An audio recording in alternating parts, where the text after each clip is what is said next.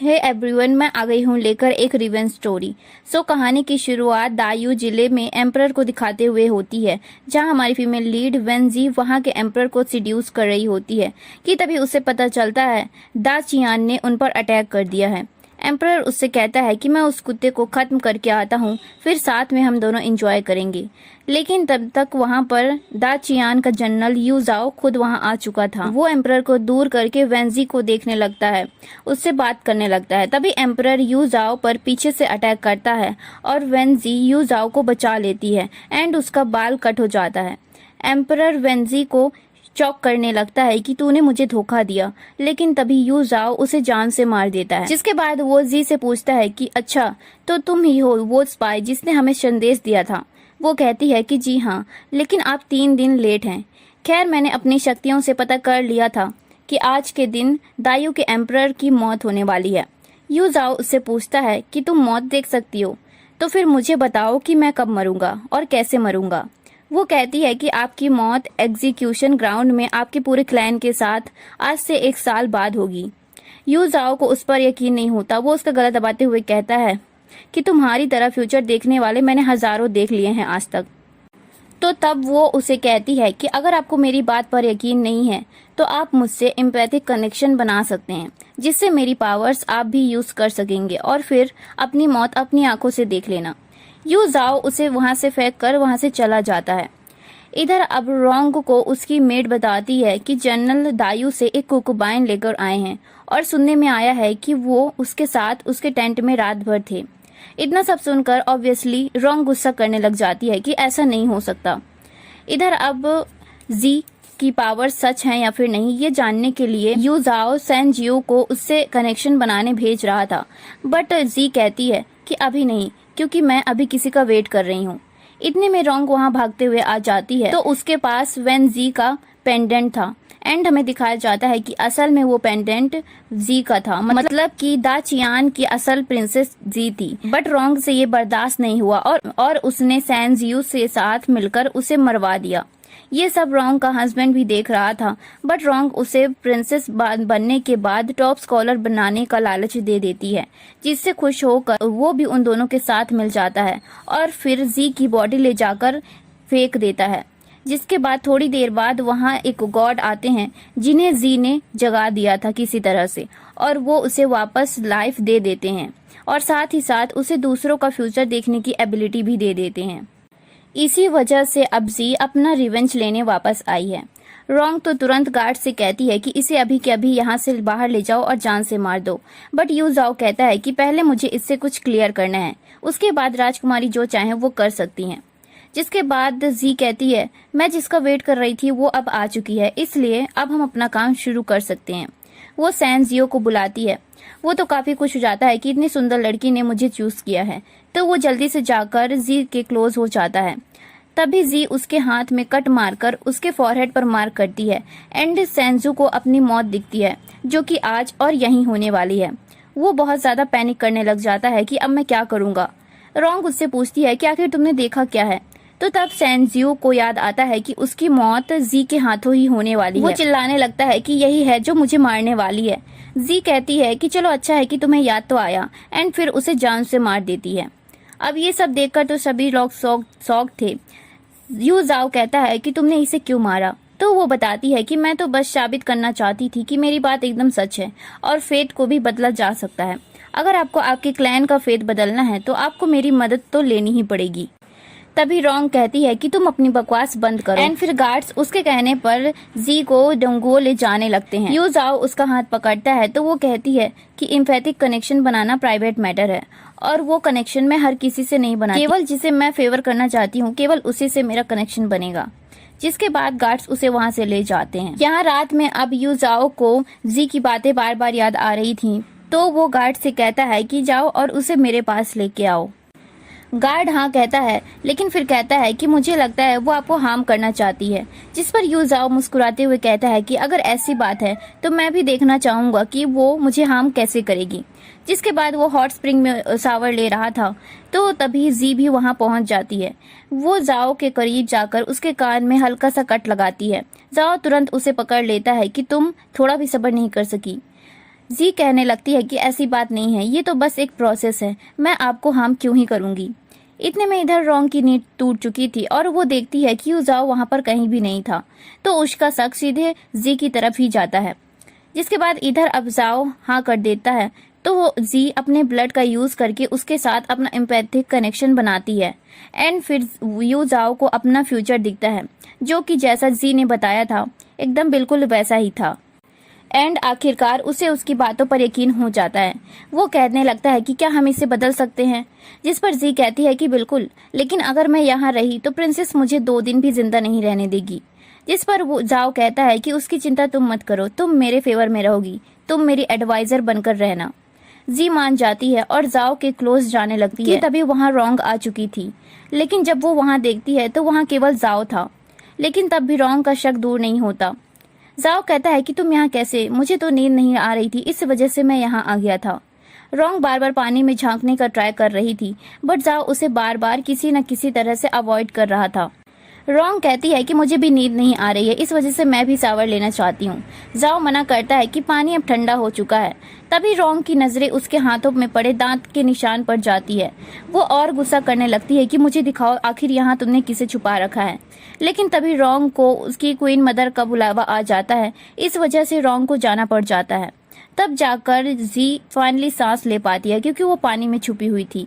You जाओ उसे चौक करते हुए कहता है कि तुमने मेरे हाथों में काटा क्यों। वो बताती है कि मैंने तो अपने हाथों में काटा, लेकिन अब क्योंकि वो दोनों कनेक्शन में हैं, तो जो कुछ भी जी फील करेगी वही सब यू जाओ भी फील करेगा। इस वजह से जी का हर पेन यू जाओ भी फील कर रहा था। देन बाहर निकल कर यू जाओ जी को एक वेल देता है ताकि वो अपना फेस हाइड रख सके एंड वहां से चला जाता है। जिसके बाद अब जैसे ही जी जा रही होती है कि वहां रोंग आ जाती है और कहती है कि तुम अपनी झूठी हरकतें करना कब बंद करोगी। जी कहती है कि मैं झूठ नहीं कह रही, मैंने तो सैनजियो को मारकर आपकी परेशानी ही दूर की है, आपको ऐसा नहीं लगता। रोंग सोचती है कि कहीं इसे सब कुछ मेरे बारे में पता तो नहीं है। वो उसकी बेल हटा देती है एंड उसका फेस देखकर वो शॉक्ड रह जाती है, लेकिन फिर वो सोचती है कि जी के फेस पे तो पहले से एक निशान था और इसके फेस पे नहीं है। जी कहती है कि आप इतनी शॉक्ड क्यों हो, जैसे भूत देख लिया हो। रोंग गुस्से में अपनी मेड से उसे थप्पड़ मरवाती कि जी उसका हाथ पकड़कर कहती है कि प्रिंसेस आप मुझ पर हाथ नहीं उठा सकती, मैं जनरल की एडवाइजर हूँ। अब ये सुनकर तो रोंग का खून ही खौल जाता है एंड वो गार्ड से कहकर उसे तब तक पीटने को कहती है जब तक कि वो मर न जाए। गार्ड्स उसे पीटना भी शुरू कर देते हैं, लेकिन उन सबको ये नहीं पता होता कि जी का सारा पेन बाहर यू जाओ भी फील कर रहा था, इवन कि उसके भी जी की तरह ही ब्लड आने लगा था। रोंग जी से कहती है कि तुम मौत देख सकती हो ना, तो बताओ कहीं तुम आज मरने वाली तो नहीं हो। जिस पर जी कहती है कि आज तो मैं बिल्कुल भी किसी हालत में नहीं मरूंगी। रोंग को उसकी बात सुनकर और ज्यादा गुस्सा आने लगती है और वो गार्ड से कहती है कि इसे जिंदा मत छोड़ना। लेकिन तभी वहाँ यू जाओ आ जाता है और गार्ड्स को रोककर रोंग से कहता है कि वो मेरी एडवाइजर है, तो तुम उसे हार्म नहीं कर सकती।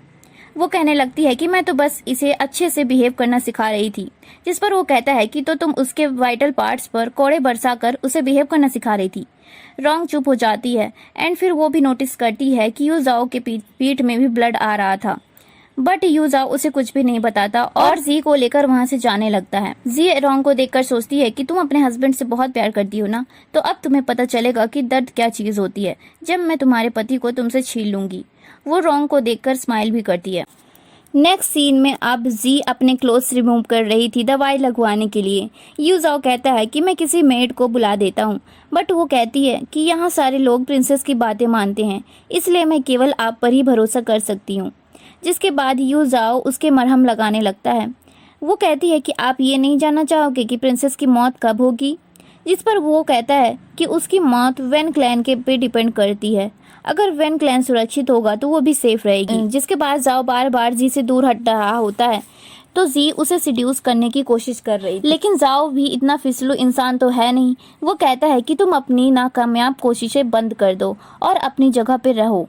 इतना कहकर वो बाहर आ जाता है, जहाँ गार्ड बताता है कि बकेट की तैयारियां हो गई हैं, लेकिन आपको किस पर शक है जो आपके क्लैन को धोखा देगा।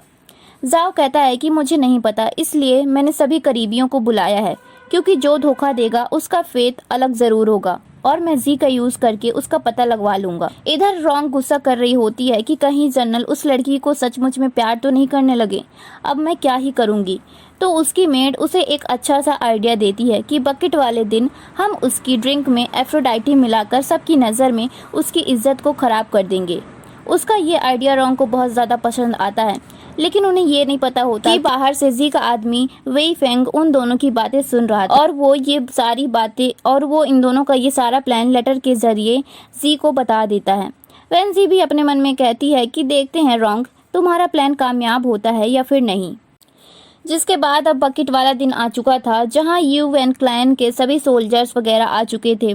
जाओ उन सबको आराम से खाना खाने को कहता है और इधर रॉन्ग की मेड भी एफ्रोडाइटी वाला वाइन जी को दे देती है। फेंग जिसके बाद जाओ जी को कहता है कि इन सब का फेथ देखकर बताओ कि इनमें से कौन मुझे धोखा देगा। जी उसका हाथ पकड़ने लगती है तो वो बड़े आश्चर्य से उसकी तरफ देखता है। तो वो बताती है कि इसके लिए मुझे आपसे फिजिकल टच में रहना पड़ेगा, तब जाकर वो मानता है। वो दोनों एक एक करके सबका फेथ देखने लगते हैं, बट उनमें से कोई भी अजीब नहीं था। जिसके बाद वेई फेंग की बारी थी और जी जानती थी कि वो तो वैसे भी बूढ़ा होकर ही मरेगा, तो कहीं जाओ उस पर ही शक न करने लग जाए। वो सोचने लगती है कि आखिर फेंग को कैसे बचाया जाए। तभी रॉन्ग की नज़र उन दोनों के हाथ पर जाती है तो वो जी का हाथ पकड़कर ऊपर करती है, बट जी ने केवल अपना ही हाथ पकड़ रखा था और जाओ का हाथ टेबल पर था। तो तब रॉन्ग सोचती है कि शायद मैंने गलत देख लिया होगा एंड फिर जी को वाइन पीने के लिए चीयर्स करती है। जी जैसे ही वाइन पीती है तो उस पर एफ्रोडाइटी का असर तुरंत शुरू हो जाता है। रॉन्ग की मेड जी को पकड़कर एक कमरे में ले जाती है और फिर बाहर आकर दो बंदों को अंदर भेज देती है। वो दोनों जी के पीछे एकदम मक्खी की तरह चिपकने लगते हैं और जी उन्हें रोकने की कोशिशें कर रही थी, बट मेडिसिन की वजह से वो बहुत ज़्यादा कमज़ोर पड़ रही थी। एंड अब क्योंकि जी और जाओ सेंसेस शेयर करते थे तो जाओ को भी अजीब सा फील होने लगता है। एंड थोड़ा सोचने पर उसे समझ आ जाता है कि कहीं जी के साथ कुछ गड़बड़ तो नहीं हो रही। वो तुरंत वहाँ से निकल जाता है। जी अपने आप को ही जान से मारने वाली थी कि तभी जाओ उस कमरे में आ जाता है। उसे वहाँ देख वो दोनों बंदे जाओ से माफ़ी मांगने लगते हैं। उसे तो बहुत गुस्सा आती है कि आखिर तुम लोग मेरी एडवाइज़र के साथ ऐसा करने के लिए कोशिश भी कैसे कर सकते। वैन जी कहती है कि आखिरकार तुम आ ही गए। जाओ अपनी बाहें फैला लेता है कि ताकि जी उसे हक कर ले, लेकिन तभी वो उसके पास से निकलकर पीछे खड़े फेंग को हक करके उसे अपना हस्बैंड बुलाने लगती है। अब ये देखकर तो जाओ काफ़ी ज़्यादा हैरान हो चुका था। वो कहता है कि तुम मैरिड हो तो फिर मुझे बताया क्यों नहीं था। जिस पर वो कहती है कि मुझे लगा ही नहीं कि ऑफिशियल मामलों में ये सब भी बताना होता है। एंड फिर वो फेंग से कहने लगती है कि हबी प्लीज़ मेरी मदद करो। फेंग उसे उठाकर वहाँ से ले जाने लगता है और अपने मन में सोचती है कि अब तुम्हें अच्छा शौक मिला होगा, ये सब तो असल में मेरी साजिश थी तुम्हें अपना बनाने की। वहीं बाहर रॉन्ग और बाकी के सोल्जर्स भी आ चुके थे। रॉन्ग तो जी को भला बुरा सुनाने लग जाती है कि तुमने तो अपने साथ साथ अपने परिवार का नाम भी मिट्टी में मिला दिया जो तुम एक गैर आदमी के साथ अंदर थी।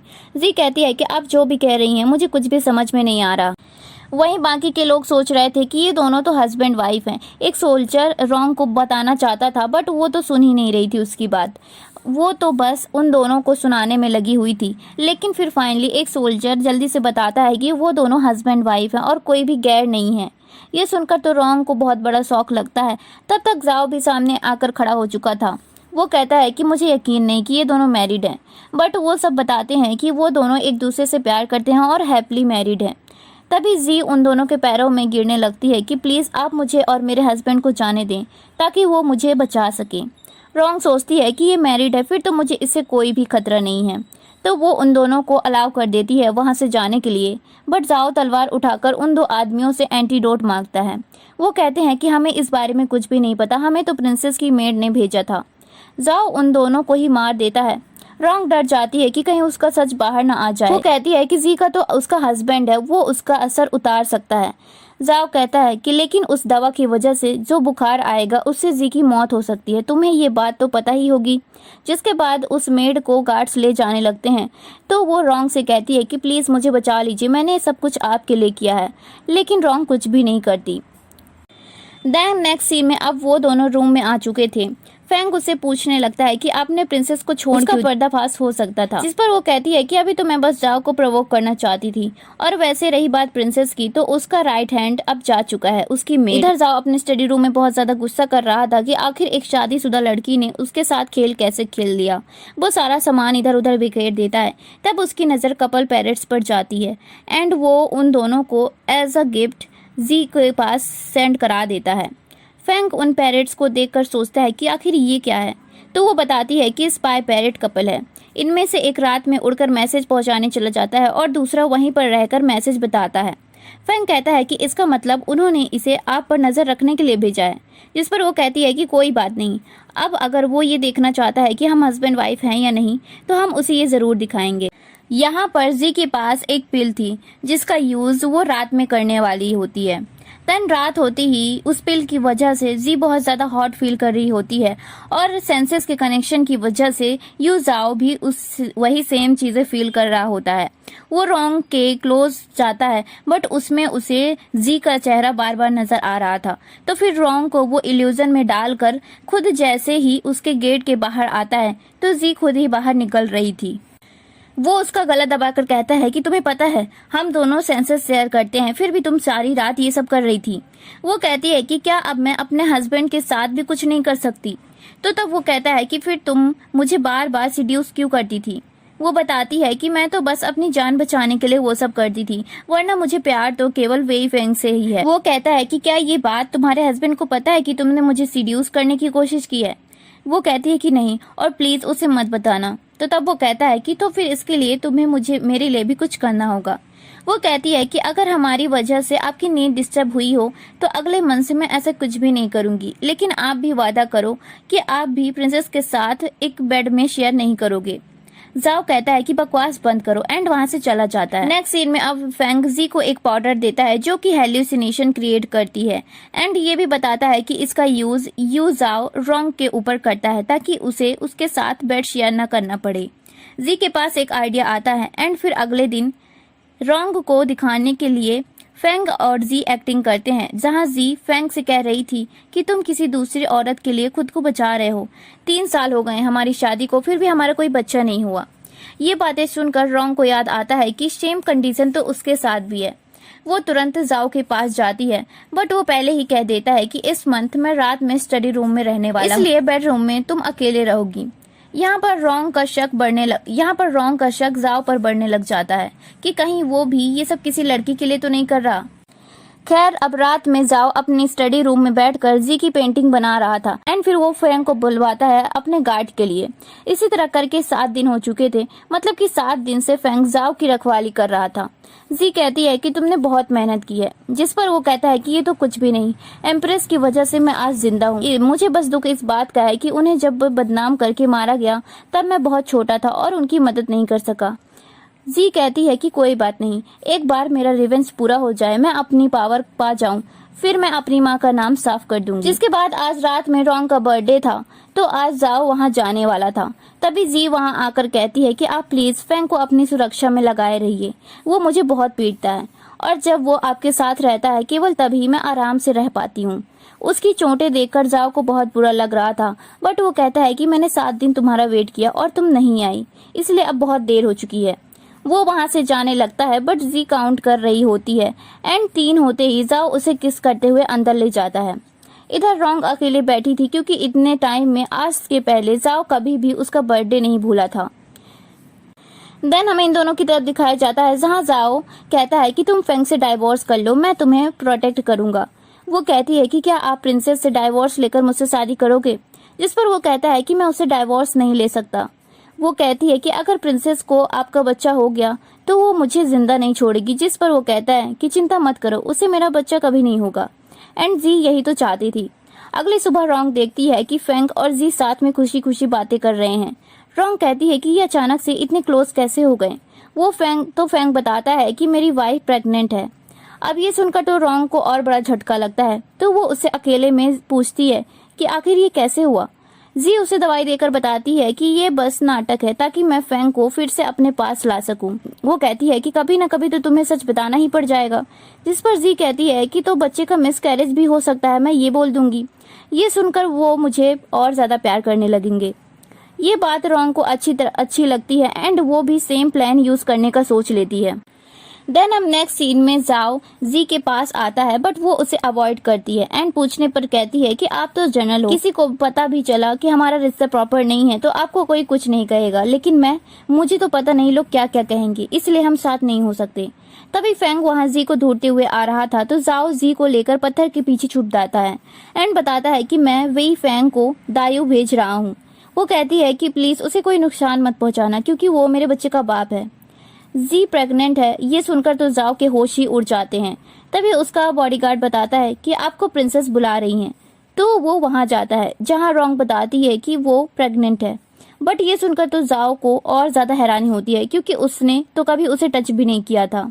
बाहर जाकर वो अपने बॉडीगार्ड से वो कहता है कि पता लगाओ रोंग के बच्चे का बाप कौन है। वहीं इधर अब जब रोंग का प्लान काम नहीं किया तो वो जी को बुलाकर गुस्सा उतारने लगती है। तब जी कहती है कि अगर खबर सुनकर वो खुश नहीं हुए तो क्या हुआ, जब बच्चा पैदा हो जाएगा तो उसे देखकर पत्थर जैसे इंसान भी पिघल सकते हैं। मतलब कि जी इनडायरेक्टली उसे सजेस्ट कर रही थी कि वो किसी और के बच्चे को पैदा करके जाओ का बच्चा बता दे।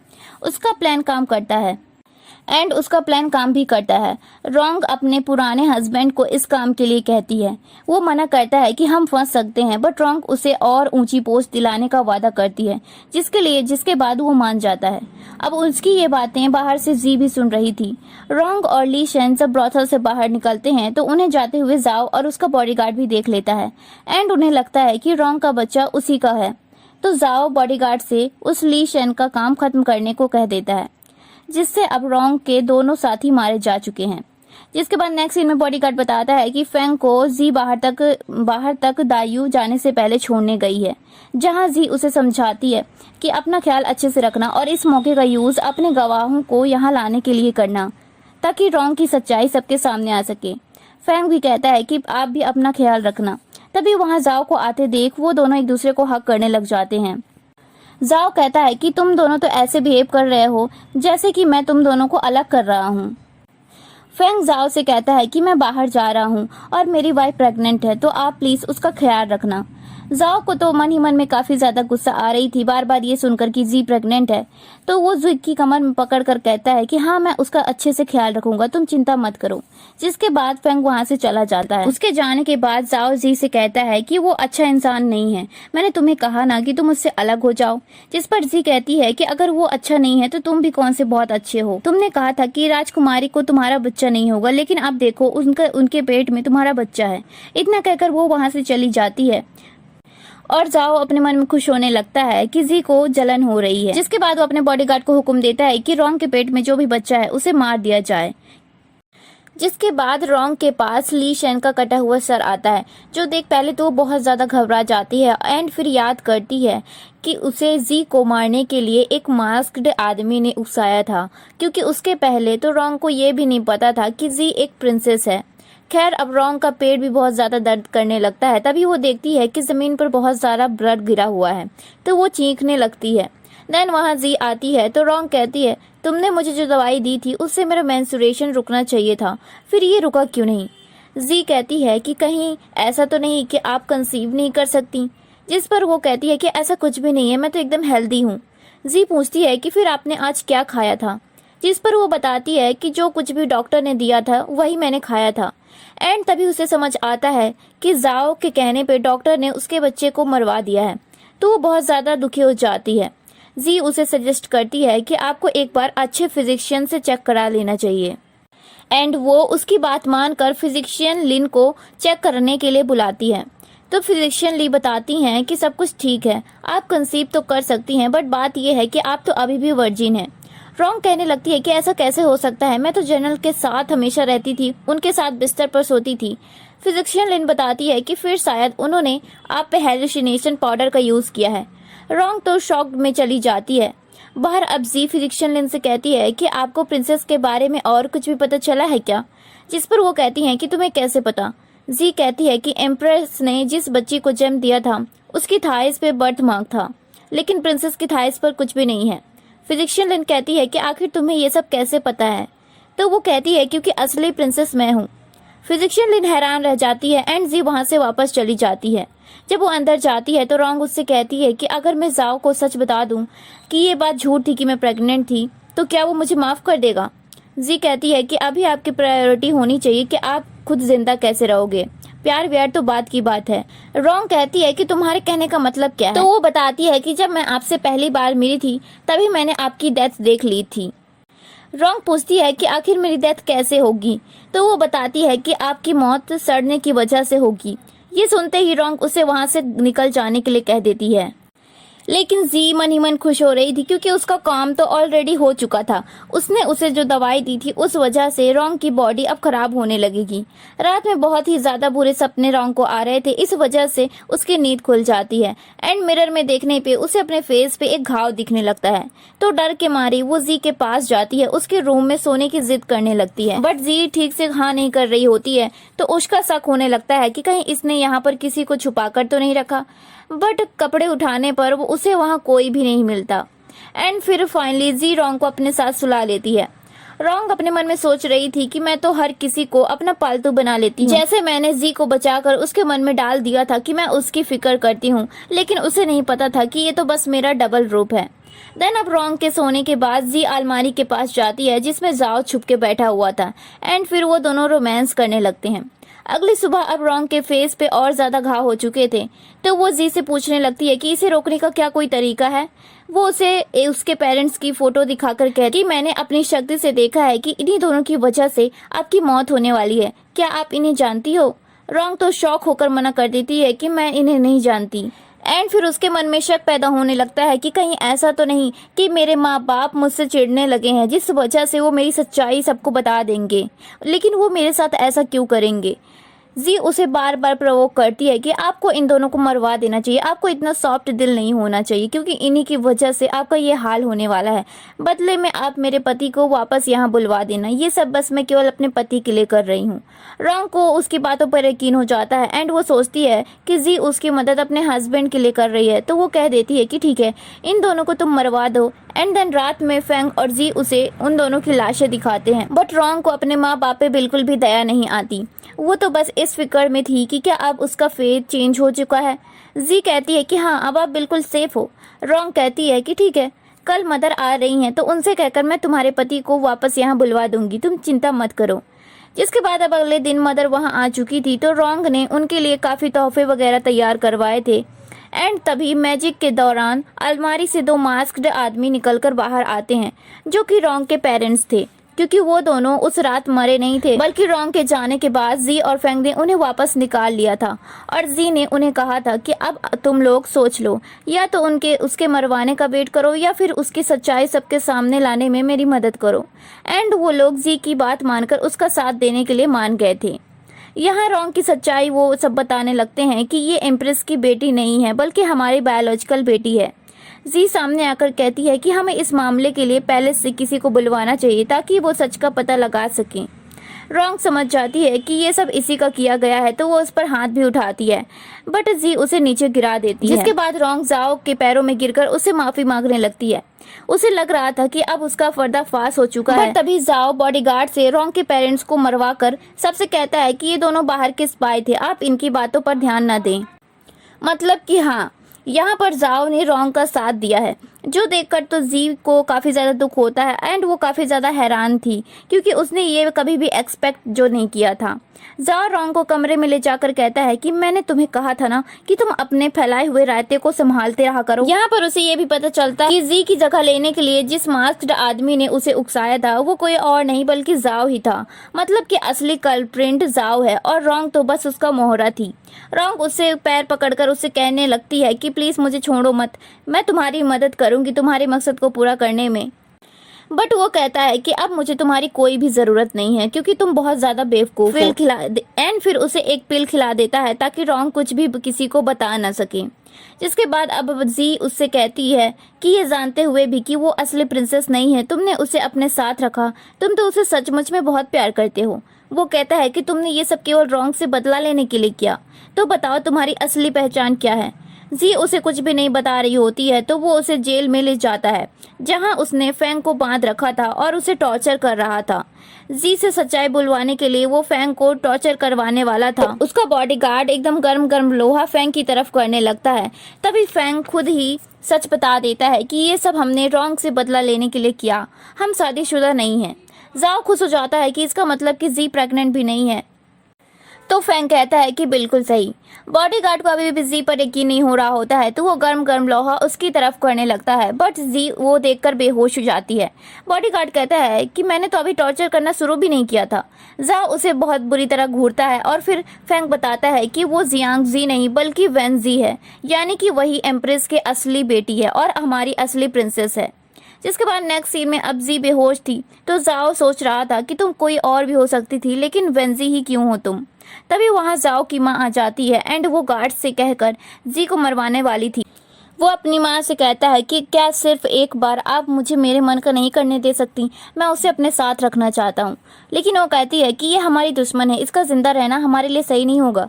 वो कहता है कि आपने आंटी को थ्रोन पे बिठाने के लिए एम्प्रेस को जान से मार दिया, क्या तब आपने ये नहीं सोचा कि जब सच सबके सामने आएगा तो हमारा क्या होगा। आपका जुर्म छुपाने के लिए मैंने सब कुछ किया, लेकिन अब मैं जी से प्यार करता हूँ और मैं उसे कुछ भी नहीं होने दूंगा। उसकी माँ मान नहीं रही थी तो वो गार्ड से कह के अपनी माँ को मंदिर में कैद करा देता है ताकि आगे से वो यहाँ उसके मामले में ना पड़े। नेक्स्ट डे अब बॉडीगार्ड एक आदमी से कुछ लेता है जिसकी खुशबू से दो लोग एक दूसरे के प्यार में पड़ सकते हैं। एंड जब जी को होश आता है तो उसके गले पे वही लॉकेट थी। पूछने पर जाओ झूठ कहता है कि ये तुम्हें नाइटमेयर हो रहे थे, इसलिए डॉक्टर ने दिया है ताकि तुम शांति से सो सको। देन वो पूछता है कि क्या तुम मुझे पसंद करती हो, तो उस फ्रेग्रेंस के इफेक्ट की वजह से जी हाँ कर देती है तो जाओ खुश हो जाता है। तभी वहाँ रॉन्ग भागकर आ जाती है और जी उसे बताती है कि तुम सही सोच रही हो, मैं ही वेंजी हूँ और तुमने मेरे साथ जो कुछ भी किया है उसके बदले तो मैंने तुम्हें कुछ भी नहीं किया है। रॉन्ग उसका हाथ पकड़कर जाओ की तरफ इशारा करती है क्योंकि वो कुछ भी बोल नहीं पा रही थी। तभी उसकी डेथ हो जाती है एंड उसके गिरते वक्त जी का लॉकेट भी टूटकर नीचे गिर जाता है। जाओ तो मन ही मन में पैनिक हो रहा था कि कहीं जी को सब कुछ याद ना आ जाए, बट तभी जी खुद ही उस लॉकेट को उठाकर पहन लेती है। बाहर जाओ का बॉडीगार्ड उसे शक जताता है कि मुझे अभी भी लगता है कि वो आपके साथ प्यार होने का प्रिटेंड कर रही है। जाओ को उस पर पूरा यकीन था एंड वो फैंग को अपने पास बुलवाता है, जिसके बाद वो फैंग को जान से मारने ही वाला था। तभी वहाँ जी आ जाती है जिस वजह से वो रुक जाता है। वो कहती है कि तुम रुक क्यों गए, उसे मारा क्यों नहीं। जाओ सोचता है कि क्या सच में इसे उसकी कोई फिक्र नहीं हो रही। वो कहती है कि इसने मुझे धोखा दिया था, मैं इसकी कोई फिक्र नहीं करती। अब ये सुनकर तो जाओ की सारी टेंशन ही खत्म हो गई थी तो वो फैंग को वहां से दूर भिजवा देता है, मतलब कि मरवाता नहीं है। देन वो जी से कहता है कि तुम मुझसे शादी कर लो। जी कहती है कि भले ही रॉन्ग मर गई हो लेकिन वो अभी भी जनरल की वाइफ की पोजीशन होल्ड करती है और मैंने पहले ही कहा था कि मैं कभी भी कुकुबाइन नहीं बनूंगी। जाओ उसे आइडिया देता है कि वो रॉन्ग का फेस अल्टर करा ले, मतलब कि जी रॉन्ग का फेस रख ले एंड फिर इस तरह वो उसकी फर्स्ट वाइफ बनकर रह सकेगी। पहले तो वो मना करती है कि उसने मेरी आइडेंटिटी छीनी थी, मैंने उसकी नहीं, जो अब मैं उसका फेस लेकर पूरी लाइफ बिताऊं, बट फिर वो इस चीज़ के लिए मान जाती है। इधर अब रॉन्ग की डेड बॉडी फेंक दी जाती है। तभी वहां पर कोई आता है जो कि उसके फेस पर पड़े लेटर को निकाल लेता है। रात में अब जी जाओ से कहती है कि फेस चेंज कराने से पहले मैं तुमसे वेंजी की तरह बनकर शादी करना चाहती हूँ। शादी की बात सुनकर तो जाओ की खुशी का कोई ठिकाना ही नहीं रहता एंड वो शादी की तैयारियां शुरू करवा देता है। जिसके बाद अगले दिन उसका बॉडीगार्ड फिर से उससे कहता है कि मुझे अभी भी यकीन नहीं होता कि वो सच में आपको पसंद करती हैं, कहीं ये सब उनकी कोई साजिश तो नहीं है। जाओ सोच में पड़ जाता है तो फिर एक बूढ़ा आदमी उसे एक मैजिकल स्टोन देता है और बताता है कि जब आप दोनों अपना थोड़ा ब्लड इस स्टोन पे डालोगे तो अगर आपका प्यार सच्चा होगा तो स्टोन चमकने लगेगा और अगर प्यार झूठा हुआ तो स्टोन नॉर्मल ही रहेगा। जाओ उस स्टोन को अपने पास रख लेता है। जिसके बाद अब वो दोनों सारे रीति रिवाजों के साथ शादी करते हैं, बट वहाँ कोई भी पेरेंट्स और कोई भी बड़े लोग नहीं थे, सिर्फ केवल वो दोनों थे। जाओ तो काफ़ी ज़्यादा खुश हो रहा था और वो दोनों रस्में भी करते हैं एंड फिर जाओ उस स्टोन पर अपना ब्लड डालता है। जी कहती है कि ये सब तुम क्या कर रहे हो, क्या तुम्हें मुझ पर यकीन नहीं। तो वो कहता है कि ऐसा नहीं है, मैं बस चाहता हूँ कि तुम देखो कि मेरा प्यार कितना रियल है। वो जी को चाकू देता है और जी अपना ब्लड स्टोन पर थोड़ा सा डालती है, बस स्टोन थोड़ा सा ग्लो करके रुक जाता है। तो शॉक था कि आखिर ऐसा क्यों हुआ। तभी जी वो लॉकेट उतार कर फेंक देती है। जाओ पूछता है कि क्या तुम्हें सब कुछ सच पहले से पता था? तो वो बताती है कि जिस दिन रोंग की मौत हुई थी उस दिन जब लॉकेट टूटा था तभी जी को सब कुछ याद आ गया था, बट फिर भी उसने जाओ के सामने नाटक किया। वो कहती है कि मैं अपने दुश्मन से प्यार कभी भी नहीं कर सकती। जाओ पूछता है कि तुम्हें ये सब कैसे पता कि मैं तुम्हारा दुश्मन हूँ? तो तब वो बताती है कि तुम्हारे दिए हुए पैरेट से। उस दिन जब जाओ रोंग का मुंह बंद करा रहा था तो उस पैरेट ने उसकी बातों की नकल की थी और जी वहीं पर थी तो उसने उस पैरेट की आवाज सुन ली थी। हालांकि उसे बहुत ज्यादा दुख हुआ था, बट फिर उसने फेंग को जेल में ऐसा नाटक करने के लिए कहा था। और फिर जब जाओ और उसकी माँ लड़ाई कर रहे थे तब भी वो होश में ही थी, बट उनकी बातें सुन रही थी और बेहोश होने का दिखावा कर रही थी। जाओ उसे सब कुछ के लिए सॉरी करता है, बट वो कहती है कि तुम्हें पता भी है तुम्हारी वजह से मुझे क्या क्या सहना पड़ा है। पहले मेरी माँ चली गई और फिर तुमने रोंग को उकसाया मुझे मार कर मेरी जगह लेने के लिए, ताकि तुम्हारी सच्चाई बाहर ना आए। तुम्हारे क्लैन की वजह से बचपन से लेकर आज तक मैंने बहुत कुछ सहा है। असली वेन जी तो बहुत पहले ही मर चुकी थी और अब अपने कर्मों का फल तुम भी चुकाओगे। जाओ उसे कहता है कि बस एक बार माफ कर दो। तो वो कहती है कि तुम मर्डरर होके विक्टिम से माफी मांग रहे हो, तुम्हें नहीं लगता कि तुम बहुत ही ज्यादा घटिया हो? इतना सब होने के बाद भी जाओ जी को बार बार मनाने की कोशिश करता है एंड फिर उसे बेहोश करके उस आदमी को बुला लेता है जो कि उसका फेस चेंज करने वाला था। जाओ इतना ज्यादा पागल हो चुका था कि वो जी से कहता है कि फेस चेंज होने के बाद तुम सब कुछ भूल जाओगी और मेरी हो जाओगी। जाओ बस किसी हालत में जी को अपना बनाना चाहता था, लेकिन तभी वहाँ इंपीरियल सोल्जर्स आकर उसे बताते हैं कि सच एम्परर को पता चल चुका है और अब जाओ के साथ पूरे क्लैन को जान से मारने की सजा मिल चुकी है। वहाँ फिजिशियन लिन आकर जी को होश में ले आती है। जाओ कहता है कि तुम तो कभी यहाँ से बाहर भी नहीं गई, तो तुमने ये सब बाहर वालों को कैसे बताया? तो जी बताती है कि रोंग की बॉडी में मैंने संदेश भिजवाया था जिसे फिजिशियन लिन ने पढ़ लिया था और फिर उन्होंने सारी सच्चाई एम्परर को बता दी। फिजिशियन लिन भी बताती है कि तुम्हारी आंटी ने सब कुछ कन्फेस कर लिया है, तो इसलिए अब तुम्हारा सारा पर्दा फाश हो चुका है। जाओ जी का हाथ पकड़ने की कोशिश करता है, बट जी उसे झटक देती है एंड फिर वो अपना और जाओ का एम्पैथिक कनेक्शन भी तोड़ लेती है क्योंकि अब उसका मकसद पूरा हो चुका था। इसके बाद हम नेक्स्ट सीन में सारे क्लैन वालों को एक साथ एग्जीक्यूशन ग्राउंड में लाया जाता है।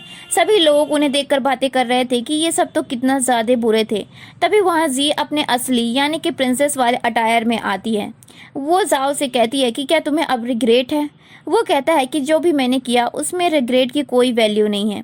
अपने क्लैन के हिसाब से मैंने सही किया और तुम्हारे लिए आज अपनी जान देकर हिसाब बराबर कर दूंगा। वो कहती है कि ठीक है एंड फिर प्रोसेस स्टार्ट करने का साइन देकर वहां से वापस चली जाती है।